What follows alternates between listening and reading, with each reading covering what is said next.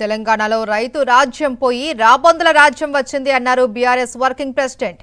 పాలమూరు ప్రాజెక్టును రేవంత్ పట్టించుకోవడం లేదు అన్నారు.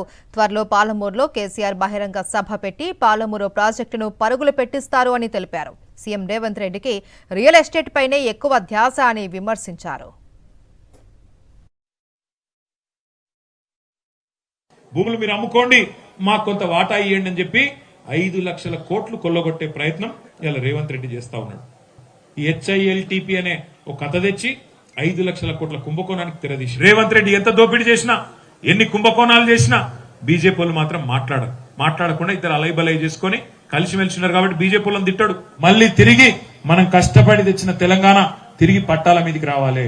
పాలమూరు రంగారెడ్డి ఎత్తిపోతల పథకాన్ని ఏదైతే ఈ ముఖ్యమంత్రి పగబట్టి కేసీఆర్ గారికి పేరు రావద్దని చెప్పి తొక్కి పెడుతున్నాడో ఈయన తాట తీసి మరి రేపటి రోజున బ్రహ్మాండమైన బహిరంగ సభతో మిమ్మల్ని అందరినీ కలవడానికి తొందరలోనే గౌరవ పెద్దలు కేసీఆర్ గారు కూడా పాలమూరుకు రాబోతా ఉన్నారు. రేపటి నుంచి జరగబోయే అసెంబ్లీ సమావేశాలకు బీఆర్ఎస్ అధినేత కేసీఆర్ హాజరవుతారు అని మాజీ మంత్రి హరీష్ రావు చిట్ చాట్లో స్పష్టం చేశారు. బీఆర్ఎస్ హయాంలో ఏడాదికి 32 రోజులు సభ నడిపితే కాంగ్రెస్ వచ్చాక 20 రోజులే సభను నడిపారు అని హరీష్ రావు మండిపడ్డారు. అసెంబ్లీ సమావేశాలు 15 రోజులు జరపాలి అని డిమాండ్ చేశారు. హౌస్ కమిటీని ఎందుకు నియమించడం లేదు అని ప్రశ్నించారు. స్పీకర్ సభ సాంప్రదాయాలు పాటించాలి అని కోరారు మాజీ మంత్రి హరీష్ రావు.